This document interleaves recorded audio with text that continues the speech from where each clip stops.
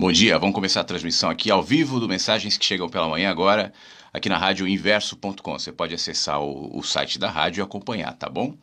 Eu já estou um pouco atrasado, então já estou preparando tudo rapidão aqui. E a gente já fala.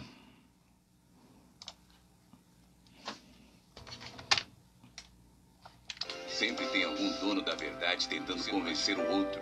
É como se as nossas mentes pudessem ser colonizadas, presas em crenças, ideologias, verdades que não combinam com o que somos.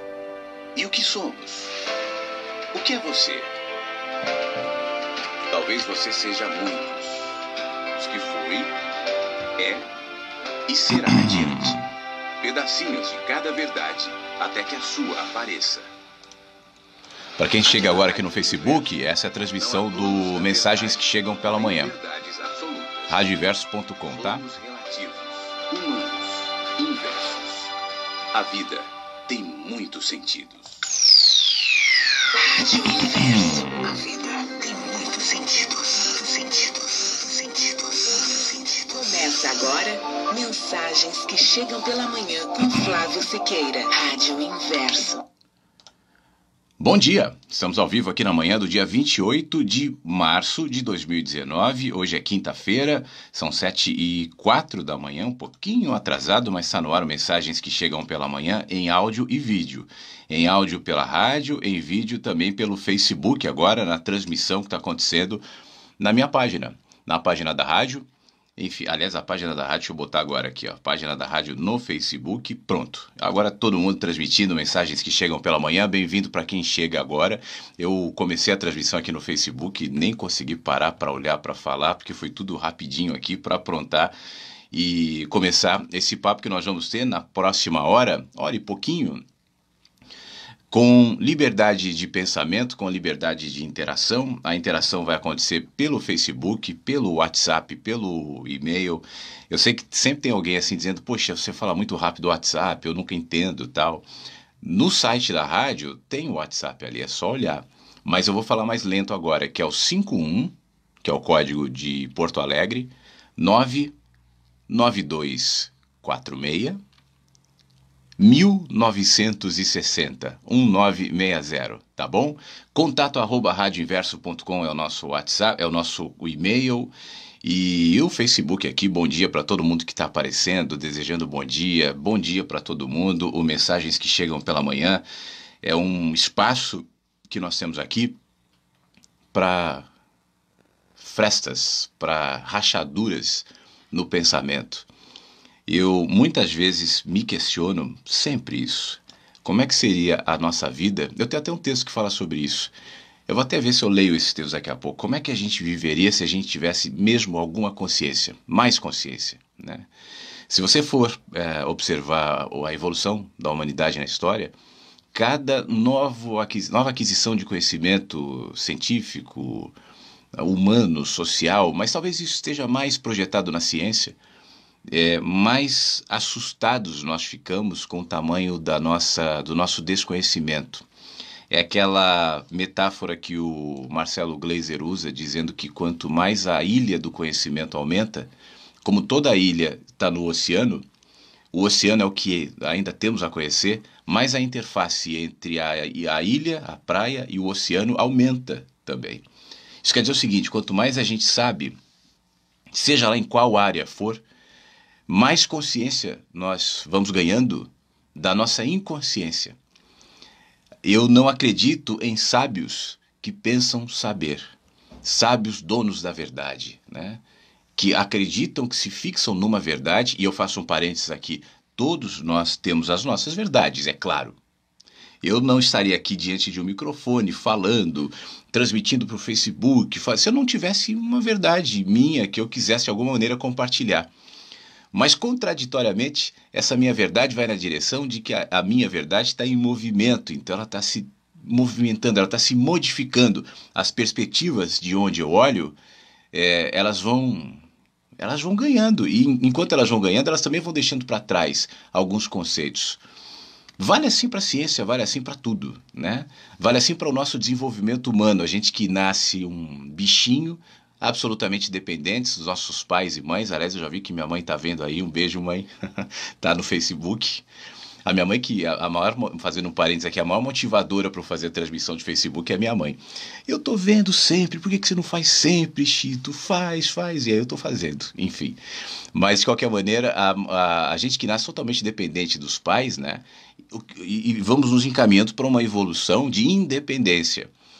É um desafio para os pais lidarem com essa independência dos filhos, porque quando o filho tem meses ou tem um ano, enfim, está totalmente dependente dos pais, apesar de ser muito cansativo, né, mas vai gerando uma sensação de poder, de controle, de importância.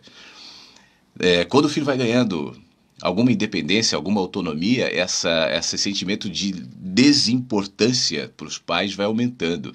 Quando os filhos entram na adolescência e depois quando vão voar.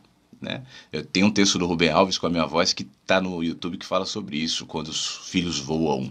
Né? De qualquer maneira, essa não é uma dinâmica só dos filhos, só de cada indivíduo, mas é nossa em relação ao próprio conhecimento. Assim como a nossa relação com os pais, a nossa relação com a vida vai ganhando autonomia e a gente vai evoluindo e a gente vai mudando as perspectivas, aquilo que a gente chama de verdade também. Cada vez mais eu vou apreendendo conhecimento. Não só o conhecimento da informação, né? Isso também, mas especialmente e principalmente o conhecimento da experiência. Quanto mais experiências eu vou tendo e quanto mais sobre elas eu projeto algum significado e vou observando esse significado, vou aprendendo com os significados, vou analisando os significados, mais eu me desloco desse ponto onde eu estava. É claro que tem muita gente que vive um monte de experiências e não consegue aprender, não consegue sair do ponto, justamente porque olha para a experiência com algum fatalismo, do tipo universo, ou Deus, ou enfim, ou eu sou aqueles tipos, eu estou sendo perseguido, eu estou sendo injustiçado, e não consegue entender que a experiência é o caminho. Quando a gente fala sobre a evolução do caminho, a gente está falando justamente isso. O caminho são as experiências. Aquele que anda por um caminho e não olha para o cenário, para a paisagem onde passa, está seguindo pelo caminho, mas não apreende nada enquanto anda. A capacidade de enxergar as experiências como oportunidades para que sobre elas eu projete um significado me desloca nesse ponto. Me agrega em sabedoria, em conhecimento, e ao mesmo tempo que isso acontece, mais sensível e, consequentemente, mais perplexo. Eu fico diante de todo o oceano de informações, de conhecimento, de sabedoria ainda à minha volta e a constatação de que a minha ilha é minúscula diante de um oceano. Eu posso trabalhar na minha ilha e essa é a indicação, é isso que a gente faz aqui. Vamos trabalhar na nossa ilha, vamos aumentar a nossa ilha. Mas enquanto isso acontece, o sinal de que sua ilha está crescendo é justamente esse reconhecimento. Minha ilha aumentou. Eu percebo mais, eu vejo mais, eu entendo mais de alguma maneira, mas o sinal é justamente esse reconhecimento. O crescimento do meu olhar, do meu entendimento, também me gera alguma perplexidade diante do todo. Hoje eu estava, agora de manhã, eu já vou ler as mensagens de WhatsApp aqui do Face também. Eu saí um pouquinho, fui levar o lixo, tal. Eu gosto às vezes de cheirar o ar, 6 e pouco da manhã, enfim. E eu parei um pouco em frente à casa onde eu moro num condomínio, e aí eu parei na casa e fiquei olhando primeiro para o céu, que estava lindo esse horário, o céu sempre é lindo, né? E olhando para as estrelas, a lua bem em cima aqui do condomínio, e eu vi a janelinha do meu quarto. E aí me bateu essa percepção, assim, olha o todo, né? Olha o céu, olha o universo, a gente está boiando aqui. Existe um buraquinho de minhoca ali, que é o meu quarto. Existe uma coisinha que eu chamo de casa, que é igualzinho o buraquinho das minhocas, das formigas. Nós somos bichinhos, nos abrigando, buscando uma toca, buscando um canto, buscando o acolhimento, não só físico do quarto, da toca, do canto, mas algo que nos acolha interiormente, que nos descanse nessa sensação de não saber, né? Nessas tantas perguntas que nos constrói, enfim. E a gente sempre está buscando, e enquanto a gente busca, a gente encontra. Mas enquanto a gente encontra, outras buscas aparecem. É como eu digo, as respostas, o conhecimento, na minha opinião, devem servir como pontes. Eles não são muros, eles não impedem a caminhada. Jamais, na minha opinião, nessa busca do conhecimento haverá um muro escrito fim. Você chegou lá, agora você conhece tudo. Em área nenhuma, né? E se há uma área, especialmente ligada à ciência, né, que se propõe a isso, já está se contradizendo, porque encerrará, quando é que o ser humano vai chegar num ponto final de conhecimento de tudo? Então, as respostas são pontes, a gente passa sobre as perguntas e segue. E segue. E quanto mais a gente caminha, mais a gente fica perplexo com o infinito, o caminho que não termina e as perguntas, e as constatações e as respostas, enfim, que vão acontecendo nesse movimento. Bom, quando o Mensagens é transmitido pelo Facebook, eu toco menos músicas ou não toco por conta da questão dos direitos autorais, aí depois bloqueia no Facebook, bloqueia não sei aonde, então eu prefiro poupar. Então já vou direto aqui para o WhatsApp, para o 51992469960, e eu vou recuperar algumas mensagens, porque é o seguinte, nos 2 últimos dias o programa foi gravado, foram reprises, né? Eu não pude fazer, mas chegaram mensagens, então eu vou pegar uma coisinha ou outra aqui, que de repente tenha alguma pertinência para hoje, né? Deixa eu ler aqui, e já eu vou ler do Face, tá? Mas primeiro, o Leonardo... só para que possa de alguma forma caracterizar, meu nome é Leonardo, então passei por um processo de desconstrução na minha vida muito forte, abrupto, tudo menos repentino, pois era de se esperar. Hoje ainda estou catando os pedaços, mas eu acho que eu coloquei as peças em locais diferentes. Algumas nem se encaixam mais, outras nem parecem ser as minhas, mas o meu organismo não as rejeita, ainda não. Vejo suas ideias pelo YouTube, me identifico com boa parte, construo outras a partir dessas. Acho engraçado não tê-lo visto antes. Eu vi que seu canal já está por aí há algum tempo, só percebi agora nesse último mês, tenho ouvido bastante desde então. Enfim, tudo de bom pra você. Porra. Muito obrigado, meu querido Leonardo. Eu não sei se o Leonardo está ouvindo a rádio, né? Ele fez referência aqui ao YouTube. Então vou aproveitar e vou gravar para ele aqui a resposta, enquanto eu falo aqui também. Leonardo, bom dia. Eu tô no ar aqui na rádio, tô no ar aqui pro Facebook, depois você pode ver no meu canal o vídeo onde eu gravo essa resposta para você também. Você sabe que esse tipo de mensagem me deixa muito feliz, porque eu, agora na abertura do programa, antes mesmo de ler a sua mensagem, eu estava fazendo referência a esse movimento que constrói na gente, e ao mesmo tempo, enquanto constrói, desconstrói também. Para que outras coisas venham a habitar, para que outras ideias, outros pensamentos, outras percepções do mundo aconteçam na gente, algumas devem ceder espaço. Para que o novo venha, muitas vezes o velho tem que deixar de ser. E o velho não foi inútil, o velho não foi em vão. Para que a gente chegue a uma perspectiva nova, a um olhar novo em relação à vida, o velho foi necessário para que a gente chegasse lá. É como a nossa... evolução humana, né? A gente vai deixando para trás a infância, depois a adolescência, a juventude, para que outros corpos, outras ideias, outras percepções em nós aconteçam, né? Só que esse tipo de movimento, ele gera muitas vezes tontura, vertigem, entre muitas razões, mas uma delas é que a nossa sociedade é construída para que as pessoas se acomodem. E eu não estou falando de acomodação financeira, acomode-se na pobreza, esse nunca é o meu tema aqui, né? Mas se acomodem na constatação, e eu me lembro de um texto do Saint-Exupéry que fala mais ou menos isso, e eu já falo um pouco mais sobre esse texto, mas a constatação de que a gente se esqueça de que nós somos seres viajantes no espaço, numa bola que boia no nada, cheia, envolta de mistérios, de perguntas. A gente chega aqui sem saber porquê, a gente vai sem saber para onde, e nesse meio tempo a gente está aqui tentando sobreviver, buscando o sentido da vida, e vai encontrando sentido nas coisas pequenas, da viagem micro, entendendo que o micro é o espelho do macro, né?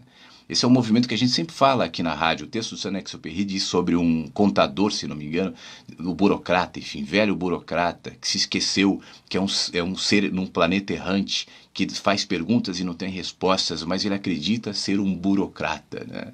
Ele acredita em tudo aquilo que as verdades sociais vão enxertando na gente, para que a gente se acomode pensando que somos somente o nome que aparece no CPF, no crachá, na carteira de trabalho e nada mais.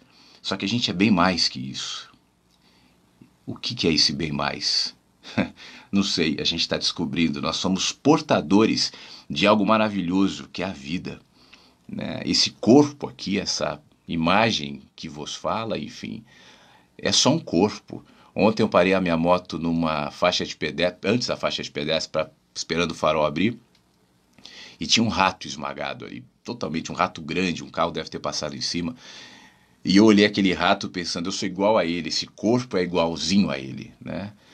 É muito, pelo menos bastante semelhante. O que abriga esse corpo e o que abrigava esse rato? É esse mistério que a gente se nega a enxergar e quando a gente percebe, talvez gere esse movimento que você descreve, dessa construção, dessa desconstrução. Não tenha medo, né? Siga esse caminho. Eu falo muito, tem um podcast meu, depois dá uma ouvida, que fala sobre as fases do pensamento, 3 fases do pensamento. Talvez você esteja na segunda, aquela fase das desconstruções, do desconforto, da perda de sentido, de significado, mas tem a terceira, onde a gente encontra as grandes respostas nas pequenas coisas. E esse é um grande presente, esse é um grande movimento de sabedoria. Nos acompanhe aqui e espero que você logo olhe para esse ponto e chegue a esse estágio, tá bom, meu amigo? Um abraço para você, obrigado, fica bem.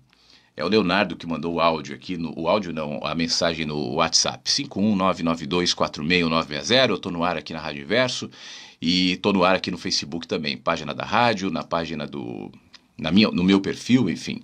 Patrícia de Recife, obrigado pela mensagem, ela diz silêncio, silêncio, silêncio, como é difícil. Mas a gente se acostuma, Patrícia.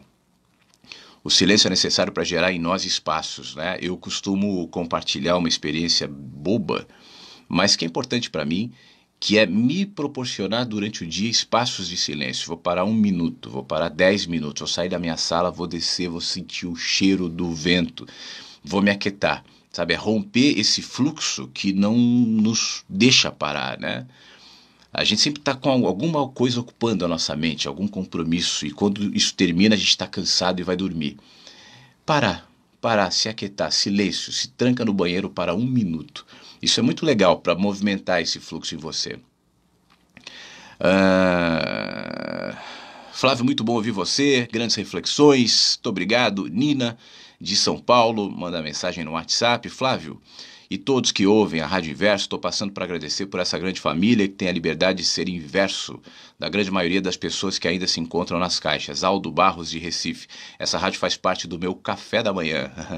Meu querido Aldo, muito obrigado. Fique bem. Você sabe que sobre as caixas, eu falo sempre aqui, todos nós estamos em caixas, e as caixas não são necessariamente coisas ruins, elas nos protegem. Hoje de manhã eu estava me lembrando da frase de Nietzsche. A questão é quanta verdade você é capaz de suportar. Você já pensou nisso, não? Quanta verdade você é capaz de suportar? Todos nós temos os nossos limites. Nenhum de nós suportaria toda a verdade. A verdade, no seu grau superlativo, aniquilaria inclusive a nossa linguagem e os nossos códigos de relação. Tudo que a gente estabelece como código de relação, incluindo a nossa ética, a nossa moral, nossas leis, elas partem de um pressuposto relativo. Porque nós somos relativo e a nossa perspectiva de vida é parcial e relativa. O que intermedia as nossas relações também é relativo. Tem um filme do Jim Carrey, não é? Que na realidade acho que é uma paródia de um filme mais antigo chamado O Mentiroso. Que ele de repente começa a falar todas as verdades em relação ao outro, o que ele pensa do outro e como isso inviabiliza muitas vezes o contato social. Eu estou falando de uma pequena parte, né? Agora, se a gente tivesse uma perspectiva amplificada da verdade, e esse é um ponto a se pensar, toda a minha percepção se alteraria, inclusive em relação ao tempo. O tempo é fragmentado, o tempo é relativo. O tempo e o espaço, que é uma dimensão do tempo, né? Se eu tivesse acesso à verdade e estivesse fora das caixas, a minha relação com a vida aconteceria fora da perspectiva relacional do tempo. O tempo é uma caixa também. E a caixa me protege porque a minha constituição mental, física, de sentidos, inclusive, intelectual, ela tem um limite. Então, esse limite, cada um vai encontrando o seu. A gente encontra um limite comum, que é justamente o intermédio das nossas relações. Então a gente faz as nossas leis, a gente cria as nossas éticas. Esse é o limite comum, né? E experimentando essa relação comum, cada um vai encontrando o seu próprio limite em relação ao que a gente pode especular como verdade. Mas assim, ninguém sabe mesmo o que é a verdade. Ninguém tem essa resposta, né? A religião tenta, mas a resposta da religião sobre a verdade é uma resposta absolutamente parcial e dogmática. E ela se escorre, se movimenta em direção a tal fé. Eu tenho que acreditar. Eu não posso perguntar, eu não posso questionar, eu não posso duvidar. Eu não gosto desse conceito de fé antagônica à dúvida. Eu acho que uma coisa e outra podem conviver. Eu posso falar sobre isso depois, enfim. Mas o fato é quanto eu sou capaz de suportar da tal verdade. Quando eu rompo um desses limites, então a caixa onde eu estou se expande. E aí eu passo a ter mais movimento nela. O sinal é quando você se sente apertado demais numa caixa e não consegue se movimentar. Essa movimentação tem a ver com os seus pensamentos, com suas dúvidas, enfim, com a sua sede de conhecimento. Quando a caixa onde você está é apertada demais e te inviabiliza esse movimento, com argumentos do tipo é errado, é pecado, ou você é... Enfim, os adjetivos são muitos, né? Então você fica apertado demais. Aí às vezes as pessoas se movimentam e rompem aquilo. Vão para uma outra caixa espaçosa. Vão se sentir muito bem, porque agora você pode se movimentar. Mas esse movimento vai te expandindo também. E à medida que você passa a se movimentar nessa caixa maior e se expande, aquela caixa que era maior se tornou pequena. E aí o processo vai ser o mesmo. Você vai romper essa que agora se tornou menor e vai para uma outra maior. E assim sucessivamente. Isso pode gerar alguma angústia em você? Talvez. Mas eu acho que não é essa a intenção. Não é a angústia, mas é o reconhecimento de que as caixas nos protegem. A minha constituição psicológica, mental, física, não me permite expor a totalidade da verdade, até porque isso não cabe em mim. Sabe aquele exemplo que eu sempre dou? A verdade é uma pedra de 1000 toneladas que eu não sou capaz de suportar. Se a verdade recai sobre mim, como essa pedra ela me esmaga, então tudo que eu posso é carregar uma lasquinha dessa verdade e compartilhar contigo. Ainda que as nossas lasquinhas aparentemente sejam diferentes, mas são lasquinhas da mesma pedra. E eu acredito numa verdade absoluta. Porque senão acho que não haveria razão da gente fazer ciência, da gente fazer filosofia, da gente estar aqui, conversando aqui nessa rádio. Eu poderia aqui estar tocando música. E aí, galerinha, essa música é legal aqui, vai fazer isso, né? Mas se a gente está aqui buscando, analisando, refletindo, é porque a gente, no fundo, pensa na possibilidade de uma verdade absoluta. Agora, o que é essa verdade absoluta? Eu não sei. Quanto mais eu me movimento nessa direção, mais consciência eu tenho de que eu não sei. Ontem eu estava no aeroporto e choveu em alguns momentos durante o dia aqui. E quando chove lá no aeroporto, que é uma área de muito banhado, como todo aeroporto, muito grande, muito extenso, o aeroporto internacional aqui de Porto Alegre, tem uns pássaros engraçados, assim, que eles têm um bico muito fininho, são os pássaros grandes, pretos, e eles ficam comendo, buscando minhoca, coisa na terra úmida. Sempre quando chove um pouquinho mais, esses pássaros, assim, povoam ali. E aí eu estava olhando aqueles pássaros ontem e estava pensando, assim, nessa teia de complexidade e de relação do universo, né? Pensando, alterou o clima, muda tudo, choveu, os pássaros que eu não sei onde estavam aparecem, os mosquitos, os pernilongos vêm no fim da tarde. Ontem me picaram um monte, eu estava conversando com meu irmão ali na porta do hangar, tomei um monte de picada, eu tenho uma vasta área para ser picada, né? Aeroporto de mosquito, enfim, eles adoraram. E eu estava pensando na complexidade de tudo isso, tentando, de alguma maneira, entender aquilo, pensando, olha, uma empresa, você gere uma empresa pequena, já é muito complexo a relação, o que você faz com um vai tocar no outro, o que você movimenta aqui vai fechar ali, uma coisinha, uma família, enfim. Agora você imagina a sincronicidade da natureza, né? As influências do clima, do ambiente. É tudo muito complexo, é tudo muito bonito, muito grande, enfim. Então, pessoalmente, eu acho muito difícil não acreditar num absoluto, né? Numa verdade. Agora, essa verdade, para mim, não cabe nos copos da religião. A verdade é Deus. Deus é a verdade, deu. Tudo bem, mas o que isso significa, né? O que isso quer dizer? Então a verdade é o universo dos mestres ascensionados, dos ETs. Não cabe linguagem.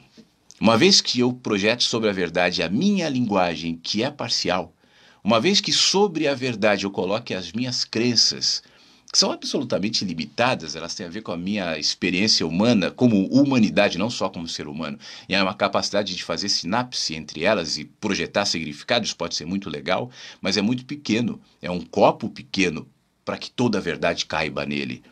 Então, eu acho que a verdade muitas vezes se aproxima muito mais da nossa capacidade de silenciar diante dessa perplexidade, né? De olhar e de perceber, enfim, de se encantar, do que uma tentativa de responder e definir. A verdade é isso. Eu já falei aqui, não sei se você já viu, tem um vídeo do Abu Janra, naquele programa Provocações, entrevistando o filósofo Clóvis de Barros. E o filósofo, ele é um professor, ele discursa que na verdade, tal. E o Abu Janra vai diminuindo o cara só no olhar, só no tom. Mas a parte mais bonita é quando no final ele pergunta assim, mas ô professor, o que é a vida? Aí o cara responde, a vida é o hiato entre o nascimento e a morte, o movimento em que você faz... Aí o Abu Janra fica olhando, ele termina de responder, ele fala assim, mas o que é a vida? O cara diminui 10 tons. A vida é não saber. Aí dá uma resposta. Aí o Abu Janra, terceira vez, ô professor, o que é a vida? Ele se encolhe e fala assim, eu não sei. E eu achei aquilo maravilhoso. A terceira resposta dele, eu não sei, foi muito mais bonita e eloquente do que a vida é o hiato entre o nascimento e a morte, porque isso é uma tentativa orgulhosa de definir algo indefinível. Quem pode definir o que é a vida? Quem pode definir o que é a morte? Quem pode definir o que é Deus? Quem pode definir o que é o absoluto? Quem pode definir o que é o universo? Esse é um movimento, é uma viagem infinita, sem fim. No entanto, nessa viagem infinita e sem fim, eu me movimento e no caminho eu apreendo na minha experiência micro, cotidiana, que tem a ver com as minhas relações, com as minhas experiências, com os meus significados, espelhos daquilo que no infinito eu jamais vou conscientemente apreender. É a viagem que eu repito todos os dias aqui, do macro que se projeta no micro. Eu não tenho fim no meu movimento macro. Ele não vai chegar a lugar nenhum. Jamais a filosofia vai se encerrar. O balcão da ciência jamais vai botar a plaquinha fechado. Agora sabemos tudo. O último livro foi escrito. Nunca. A arte jamais vai ser definida, jamais vai acabar. Esse é um movimento para sempre.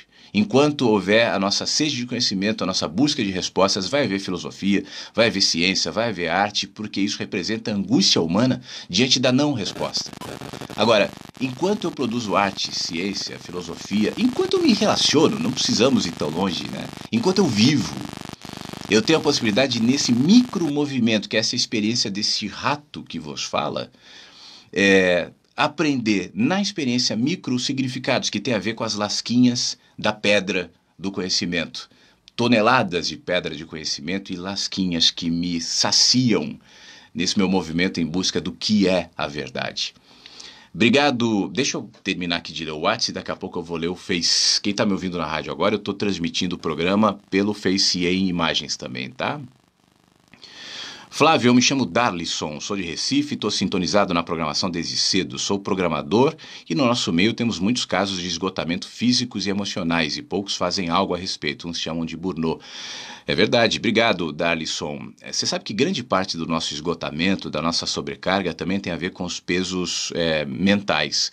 O cérebro é o órgão que mais consome energia do nosso corpo. E muitas vezes, sobre o cérebro, a gente coloca tantos pensamentos, preocupações, enfim, que são desnecessárias. A começar pelo fato de que eu não posso resolver hoje o que vai acontecer amanhã. Eu não preciso me angustiar agora em relação ao que vai acontecer depois de amanhã. Eu posso fazer planos, projetos, planejamentos, e isso é recomendável. Mas eu também tenho que manter a consciência de que talvez eles não aconteçam conforme eu espero. Aprender a viver no agora e Valorizar a experiência do presente é algo que pode me ajudar a me livrar dessa síndrome do esgotamento. Isso para não, obviamente, não desconsiderar que a gente muitas vezes vive em empresas, em ambientes que sugam, né? Eu tenho uma colega de trabalho, o caso dela ficou famoso, eu trabalhei com ela na Band, mas ela trabalhou na Globo, a Isabela, que saiu da empresa, que ficou afastada. Eu acho que foi ela que acabou divulgando mais a síndrome de Burnout, né? E ela falava, eu trabalhava de madrugada, eu trabalhava em horários loucos e tal. E acabou rompendo com isso. Eu acho que também nos cabe fazer isso. Ninguém deve ser escravo, né, de um trabalho ou de qualquer situação que nos sugue. Mais do que o trabalho, vale a tua saúde mental, física, enfim. E nos cabe impor esse limite também, mesmo no trabalho. O trabalho tem suas regras, tem seu ritmo, mas quantas vezes a gente se permite ser sugado, não é nem tanto por uma diretriz da empresa, mas é pela nossa incapacidade de parar. O que eu quero dizer é o seguinte, além de toda a sobrecarga, de todos os trabalhos e pensamentos que muitas vezes nós somos expostos, quando a gente tem um tempo para respirar e parar, a gente tem que ficar aqui no Facebook, no WhatsApp, não sei o que, a gente não para. Esse ritmo tecnológico também projeta uma sobrecarga mental louca. Eu não vejo em aeroporto, em lugar público, eu não vejo ninguém quieto, parado olhando. Restaurante. A pessoa tem que ter um celular, tem que ter um WhatsApp, isso também gera um desgaste louco. E isso é algo que cada um pode fazer, a sua autocrítica também, né? O mundo me parece configurado justamente para esse esgotamento, para essa situação cada vez mais complicada. Deixa eu ver o que mais que tem aqui no nosso WhatsApp. Ivanel, muito obrigado, bom dia. Está no Rio nos ouvindo. Alguém mandou uma mensagem, mas essa mensagem foi apagada, então já foi. E bom dia, meu amigo Flávio, aqui é o Joilson, de Santo Antônio de Jesus, na Bahia. Bom dia, Joilson, tudo bem, meu querido? Flávio, bom dia, na escuta, como é que a gente sabe que a verdade nos esmagaria? Como sabemos o seu peso, nos diz aqui a Ana de Tapetininga. Boa pergunta, Ana. Ana, eu acho que a gente pode partir daquela frase que eu falei um pouco mais cedo, que é uma frase do Nietzsche e que eu acho absolutamente significativa, a questão é, quanta verdade você é capaz de suportar?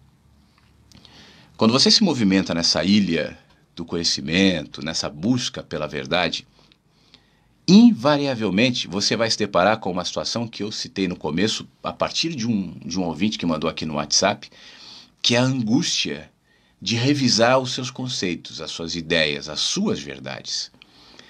Cada vez que você visualiza essa desconstrução, cada vez que você sente esse impacto do atrito entre aquilo que em você já estava estabelecido como uma certeza e uma verdade, e aquilo vai se relativizando diante de um outro olhar, de uma outra perspectiva, você tem aí uma pequena noção, uma pequena experiência do peso de uma nova verdade que agora desconstrói a tua. O que você pensa, por mais livre e aberto que seja, tem a ver com a tua perspectiva diante da vida. E a sua perspectiva é construída a partir dos significados que você dá para as tuas experiências, para o teu contexto, para a tua história. A gente tem uma série de variáveis, né? Não é só a experiência presente. A maneira como eu me relaciono com a experiência presente tem ligação com todas as minhas experiências passadas, incluindo a dos meus antepassados. Porque eu não nego que nós somos também uma síntese da visão dos nossos avós, bisavós e assim por diante. Uma geração de olhares, de escolhas que nos posicionaram nesse ponto.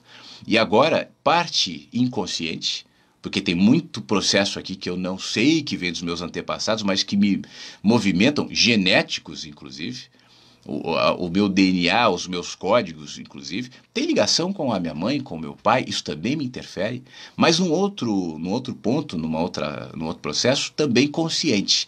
Quanto mais sobre esses processos inconscientes, quanto mais sobre esses processos genéticos inclusive, eu projeto a luz do questionamento, da autocrítica, do pra quê e porquê, que é uma perguntinha que eu sempre incentivo aqui. Por que eu penso assim? Porque eu sou assim? Porque para mim isso é uma verdade? Porque para mim isso é inegociável? Por que eu busco a verdade? Porque eu tenho essa sede? Porque eu sou assim? Quanto mais eu projeto sobre essa condição constitucional, né, do que me constitui, enfim, mais luz sobre a inconsciência, e a luz eu estou me referindo como consciência, eu projeto. Então, meus movimentos diante da vida, minhas escolhas diante da vida, Eles passam a ser gradualmente um pouco mais conscientes do que inconscientes. Esse processo de movimento inconsciente é o da maioria das pessoas, justamente porque não fazem essas perguntas. Agora, quanto mais movimentos conscientes eu fizer, também mais consciência eu terei de quanta coisa inconsciente em mim acontece. É sempre uma ambivalência. Ambivalência é a nossa constituição, inclusive. E isso vai me chocando, isso vai me quebrando, isso vai me colocando num ponto de desistência, inclusive até da própria verdade que eu pensava ter. Quanto mais eu me movimento nesse ponto, e é como eu dizia no começo do programa aqui, mais claro vai ficando que as minhas verdades são mínimas e são absolutamente ligadas à minha própria experiência. Então isso me coloca ainda mais nesse processo de tentativa de entendimento. Eu me lembro eu sempre repito essa história porque eu acho ela muito significativa para um exemplo como esse, a história do Construtores de Altares à Beira do Abismo, do Rubem Alves, né? A gente constrói altares à beira do abismo, que a gente coloca lá como pensamento, como cultura, como literatura, ilumina o nosso rosto, mas o abismo continua lá. Então é nesse ponto, Ana, enquanto eu caminho, né? E enquanto eu vejo, enquanto eu substituo processos inconscientes por processos conscientes, que vai ficando mais claro para mim que a minha verdade é sempre mínima. E quanto menor for a minha verdade, ou quanto menos condição eu me sinto de defender uma verdade como absoluta, mais consciência eu vou tendo do absoluto que é a verdade. E quanto mais consciência eu tenho do absoluto que é a verdade, mais claro fica o tamanho da minha ilhazinha do conhecimento. Esse é um processo geral, para todo mundo que com sinceridade busca o conhecimento. A gente cai no Sócrates, né? Só sei que nada sei. Só sei que tudo sei expressa a minha ignorância. Só sei que nada sei expressa a minha sede, a minha humildade e o meu movimento em direção àquilo que a gente chama de verdade. A consciência de que a verdade nos esmagaria, Ana, é fruto da minha aproximação, pelo menos de uma perspectiva que me mostre parte do que seja a verdade. O fato de pensar que a verdade pode ser apreendida pelos meus sentidos, pela minha constituição relativa, física, humana, mental, intelectual, temporal, enfim, denuncia só a minha ignorância diante de algo que não cabe nem em linguagem, quanto mais em mim. Tá bom? Deixa eu ler algumas coisas do Facebook. Eu mal interagi aqui com a galera que está aqui na minha página. O homem sem informação é cego, o homem com informação é apegado. Lao Tse. O homem sem informação é cego. O homem com informação é apegado. Henrique Daniel Macedo de Faria. Obrigado, Henrique. Eu acho que o homem com informação pode se apegar na informação. Mas eu acho que tem um negócio legal, é você entender que a informação não é conhecimento. O computador tem muito mais informação do que todos nós, né? Mas o computador não tem conhecimento. Para que você não seja apegado à informação, o ideal é que você use a informação como uma ponte, como eu falava em relação às respostas. A informação não pode ser um muro. A informação dissolve algumas perguntas. Mas a dissolução dessas perguntas deve ser um incentivo para que eu siga na minha caminhada, por isso uma ponte. É como se as perguntas fossem o rio e a informação fosse uma ponte. Então eu ultrapasso as perguntas, mas eu caminho, porque eu encontrarei outros rios e outras pontes e meu movimento não terminará. Por isso eu não me apegarei à informação, porque no momento que eu me apego à informação, como um conhecimento próprio, um conhecimento meu, eu cesso o movimento. Isso acontece muito nas academias. O doutor, o PhD, o fulano que estudou tudo se diz, eu sou especialista em algum conhecimento. E quando o sujeito se sente absolutamente especialista no conhecimento, ele perde toda a margem que ele não aprendeu ainda. Ele parou naquele ponto onde se considera especialista, né?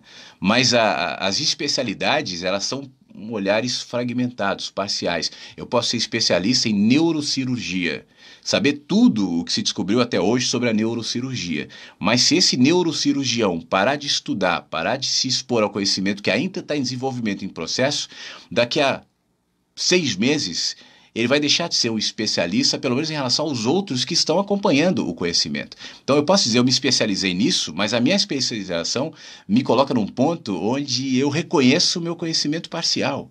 A neurocirurgia está evoluindo e não cessará. O neurocirurgião de 5 anos, daqui 5 anos, daqui 10, daqui a 50, vai estar num patamar que os atuais ainda não estão, como os de hoje também estão em relação aos que eram há 10, 15, 20, 30 anos, muito mais evoluídos. Isso vale para tudo, né? Então a informação é importante. Agora ela só vai gerar, como você diz no texto do Lao Tse, apego se ela me convencer de que eu sei tudo. Por isso, mais do que informação, é necessário a sabedoria, né? O entendimento de que a informação é importante, é necessária, mas ela não me traz o saber. Saber é uma coisa, informação é outra coisa, tá bom? Henrique Faria... bom, aí é o texto que eu li. Deixa eu ver, eu fico com medo de mexer no celular aqui e ele cair. O Herculano Júnior, há prismas diferentes de se enxergar o mundo, eu quero saber, eu quero sempre evoluir, eu quero ser uma metamorfose ambulante. O importante é perder realmente esse medo, Herculano, de ser a tal metamorfose, porque sempre somos. Não se aprender, não se fixar num conhecimento. Renan, tudo bem, Renan? Quanto tempo? Meu colega Renan, um abraço para você, bom saber que você está aqui. Rani Pará, fala sobre fé e dúvida, sim, querido, eu vou adorar, gratidão. Rani, eu tinha tocado sobre isso, né? Na minha opinião, fé é um estado de espírito. E, em última análise, é um estado de espírito que me coloca numa posição em relação à vida. Eu estava falando agora há pouco sobre essa compreensão, esse entendimento, essa percepção de que a vida é um negócio tão louco em complexidade, em sincronia, né, na natureza, no corpo humano, que funciona de uma maneira incrível, no universo que cabe dentro de outros, na galáxia que expressa outras tantas, nesse mundo e nesse universo absolutamente infinito. O conceito infinito já me estremece, né? O que é o infinito, enfim. E nesse milagre louco de você enxergar um rato, eu contei do rato que eu vi esmagado ontem, e pensar que esse rato é como eu, fisicamente falando, nós somos seres vermes, bichos, né? Nós somos animais, mas somos animais capazes de tantas coisas. Esses dias eu publiquei a Anna Fedorova, a pianista ucraniana, está no meu Facebook, dá uma olhadinha depois, uma epifania de música, eu fiz um programa comentando sobre isso, lindo. Mas nós somos bichos. Então isso tudo me coloca numa condição de perplexidade, de encantamento, que me atrai, por exemplo, para a ciência, que é uma janela para esse encantamento, para a filosofia. Pessoalmente, eu não tenho muita vontade, muito interesse de religião, porque eu acho que a religião, de maneira geral, não é muito ponte, é mais muro, né? É uma resposta, não é uma pergunta. A religião se coloca como definidora, a verdade, e isso para mim é pequeno. Só que isso não tira meu estado de espírito, de fé, que pode se projetar na compreensão dessa engrenagem maravilhosa que é o universo. Por isso mesmo, eu não me apresso em defini-la. Olha, Deus, aquele ser de barba sentado no céu, como diz a Bíblia em Gênesis capítulo 4, versículo 2, determinou que... Isso pode ser uma metáfora dentro da expressão do macro, que se projeta no micro. O macro, universo, mistérios, o abismo, né? O micro, o altar. Minha religião, minha fé, minhas ideias, minhas crenças, que expressam parte daquilo que é incognoscível e daquilo que não se limita na minha linguagem. Perceber essa relação, para mim, é fé. Porque isso me coloca num estado de espírito, de abertura, você entende? De encantamento, de reconhecimento, de humildade diante da minha condição de verme, num universo tão amplo. Eu sei que tem muita gente que se incomoda quando eu falo da minha condição de verme e tal, mas eu não me vejo muito diferente. Eu posso ser diferente da minhoca em relação à minhoca, mas em relação ao universo, nós somos iguais, minhocas. A formiga me olha e se espanta. Que ser enorme, que ser sábio, maravilhoso. O gigante Flávio. A formiga fala isso. Quando eu passo, elas falam, olha o gigante passando. Mas diante do universo que olha aquele pálido ponto azul, tanto o gigante quanto a formiga não são vistos, são iguais.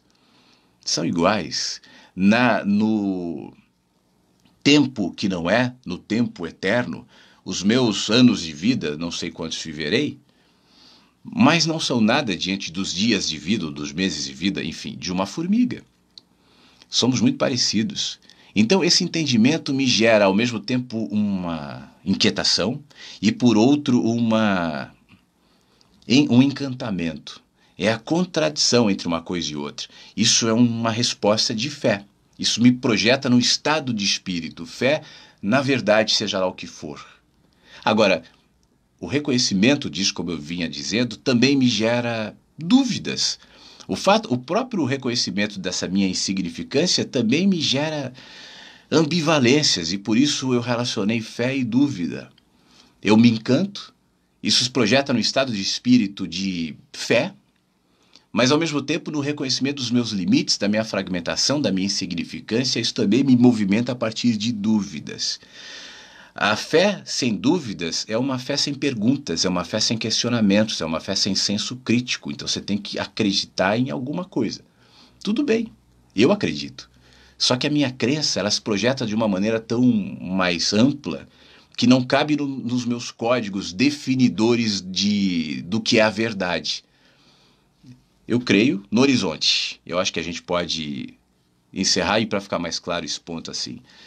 A fé é o meu movimento em relação ao horizonte. Eu creio no horizonte. Ele está lá. E o fato de eu saber que o horizonte está lá e ver o horizonte me permite o movimento.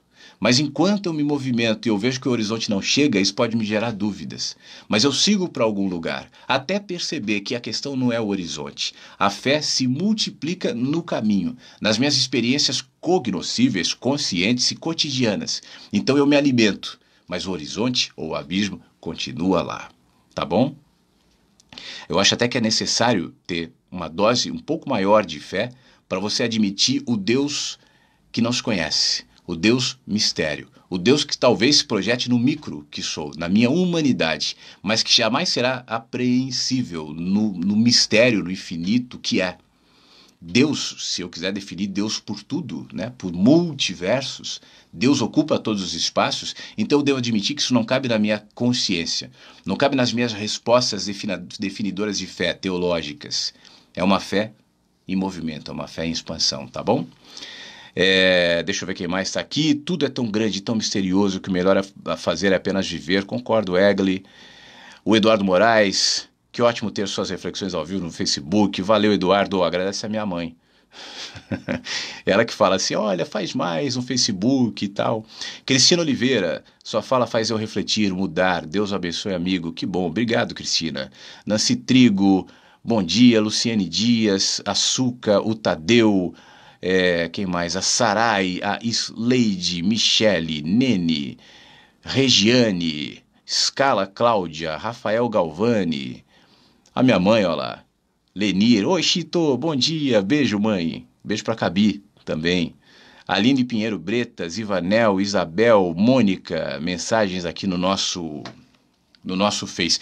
Vamos ver algumas coisas, vamos fazer o seguinte, eu preciso pegar uma água, não, eu seguro sem água, vai, tem 10 minutos para acabar, deixa eu ver mais gente aqui no nosso WhatsApp, 51992400960, eu preciso abrir o e-mail para ver se tem alguma coisa aqui. Carol, bom dia Carol, Flávio, bom dia, que bom que está ao vivo. Ontem em uma conversa me disseram que meus pensamentos eram muito complexos, então me sugeriram pensar de maneira mais simples, ter um olhar mais simples sobre as coisas. Eu fiquei pensando que seria complexo e simples. Carol, é legal esse comentário, essa relação. Eu acho que a gente pode, e o que nós fazemos aqui muitas vezes no programa tem a ver com isso, né? Se aprofundar nessas perguntas, né? Nessa filosofia, enfim, nessas questões que não têm fim. Isso tem tudo a ver com aquilo que eu falo dos 3 estágios do pensamento. Eu gosto dessas viagens complexas, isso me alimenta, isso me torna humilde, isso me torna atento, né? É uma coisa da minha natureza, de alguma maneira eu sempre me senti assim. Só que essa complexidade, esse não limites, esse porquê que a gente pode colocar em tudo na vida, em nós isso tem que saciar alguma instância, porque senão a gente vai virar um ser angustiado. O que mais me ajudou a perceber esse movimento é constatar que no primeiro estágio do pensamento, onde ninguém questiona, é tudo que diz, é a verdade porque eu acredito, porque sempre acreditei. Do segundo estágio do pensamento, que é isso das complexidades. Mas quem diz que tem que ser? Mas por que tem que ser? Não, eu posso ter outro entendimento.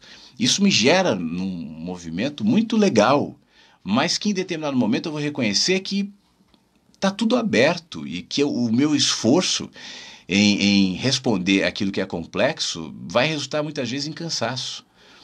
Quantas vezes, essa semana mesmo, eu acho que está no podcast, uma resposta a uma pessoa que mandou uma mensagem dizendo mais ou menos isso. Chegou um ponto em que eu pensei, olha, para quê? Eu era mais feliz antes de tomar a pílula vermelha, né? A pílula azul me mantinha acomodado em relação a tudo. Fazer perguntas me coloca numa posição de desconforto, muitas vezes, onde vai acabar nisso aqui. Os meus amigos vão dizer, mas você é muito complexa, pensa mais simples. E talvez, em parte, eles tenham razão.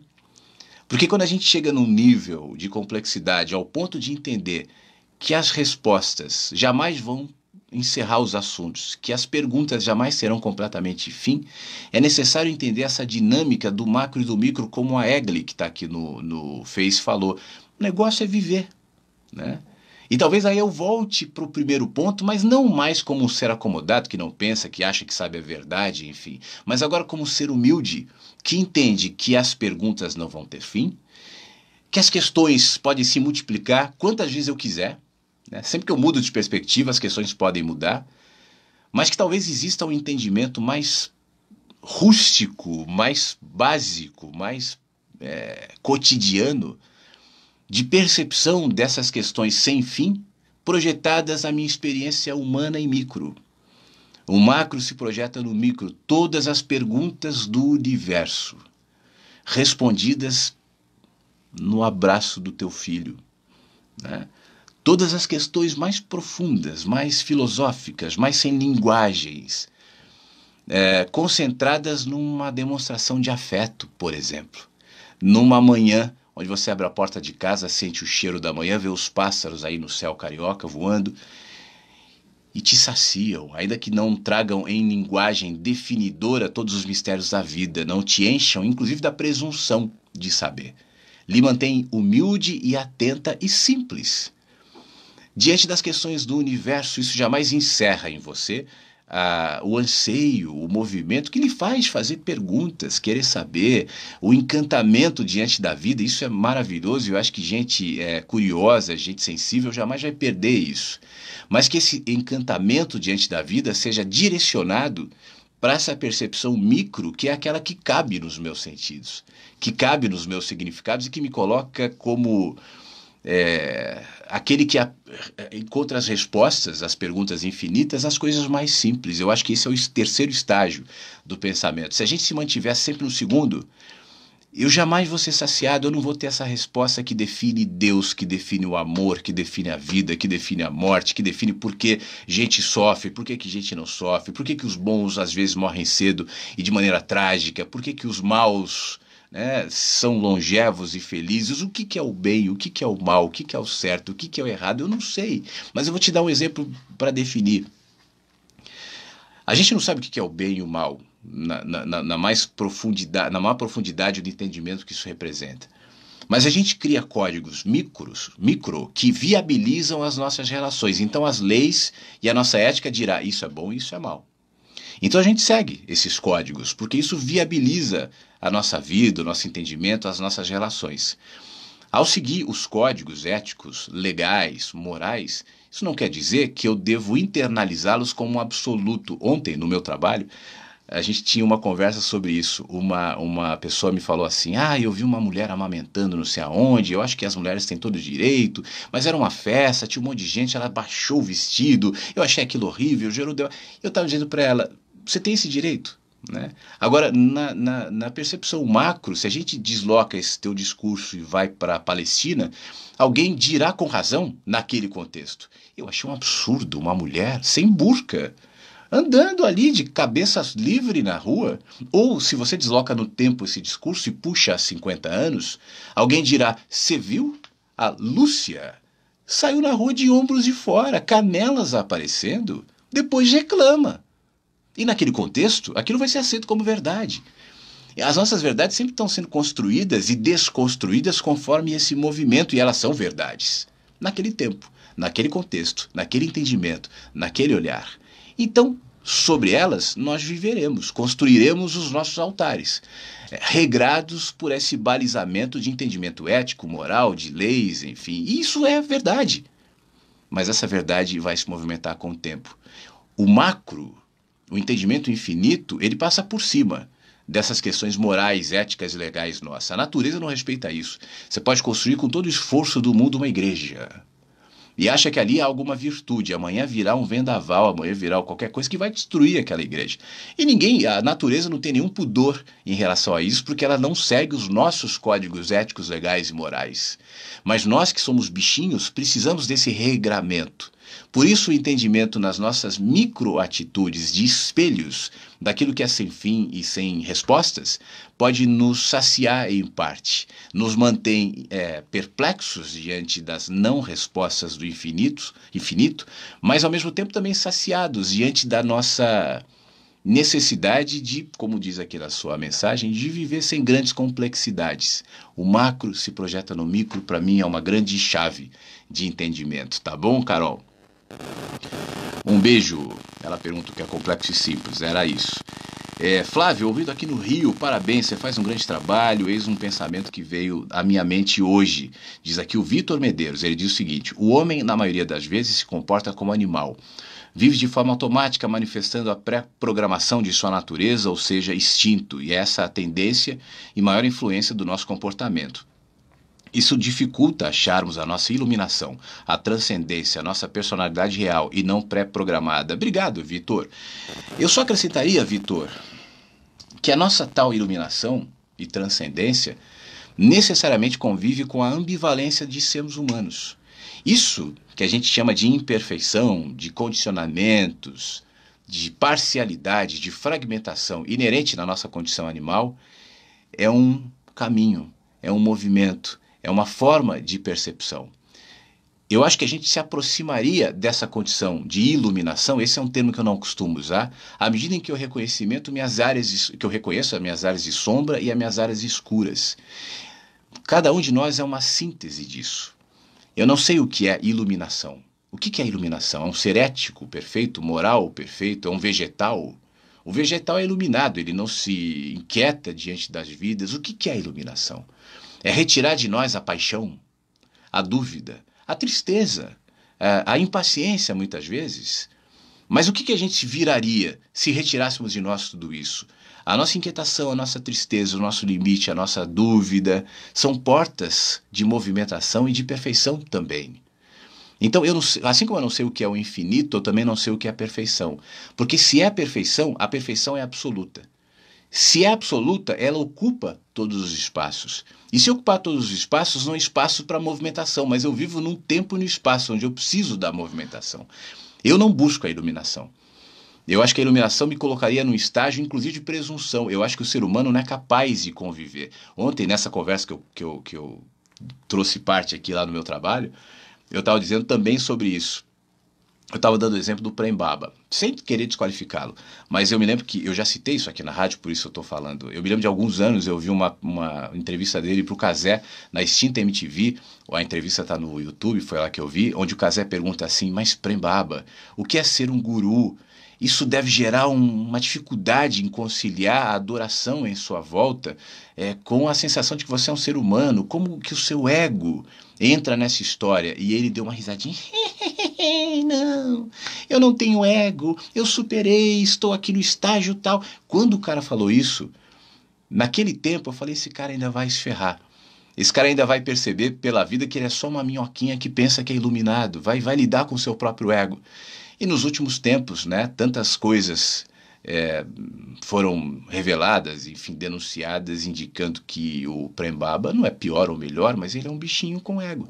E o bicho que nega o seu ego, que nega a sua constituição humana, como eu estou dizendo aqui, Vitor, e troca ela por essa aparência, ou esse entendimento, essa busca da iluminação, né? Abrir a mão da sua condição mais essencial, que é de ser humano. Isso não é um erro. Nós não somos falhos por acaso, na minha opinião. A nossa ambivalência, na minha opinião, não é uma configuração hackeada ou com vírus. Eu acho que isso traz beleza também. Grande parte da nossa arte, da nossa poesia, da nossa ciência, da nossa filosofia, das nossas perguntas, nascem justamente desse entendimento de que somos seres ambivalentes, como o contraste que eu sempre digo aqui. O contraste é necessário para que eu veja.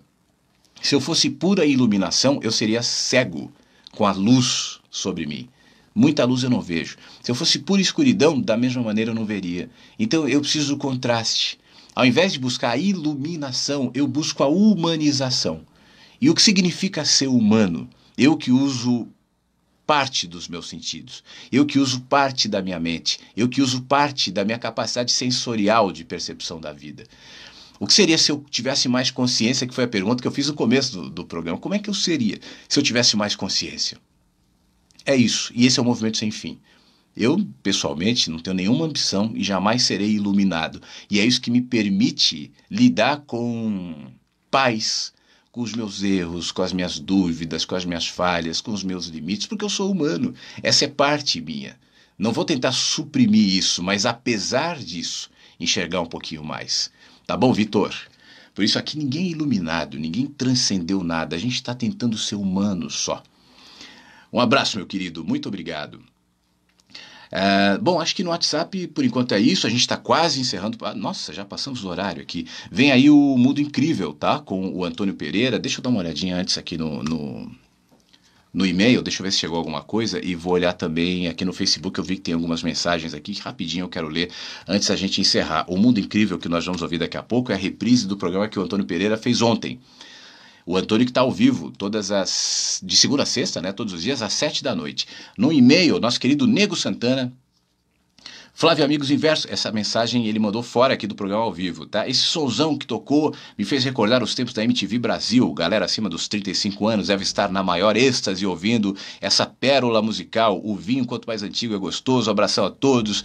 Muito obrigado, meu querido. Eu não sei exatamente qual música você está se referindo, mas, pô, valeu a ideia. Eu pessoalmente faço aqui a programação da rádio e eu vou botando o que eu gosto. O que eu não gosto eu não ponho. Às vezes as pessoas sugerem, toca isso, aquilo. Eu falo, não vou. Não tem a ver. Aí eu não toco. Aqui eu assumo essa coisa. A não ser no Mundo Incrível.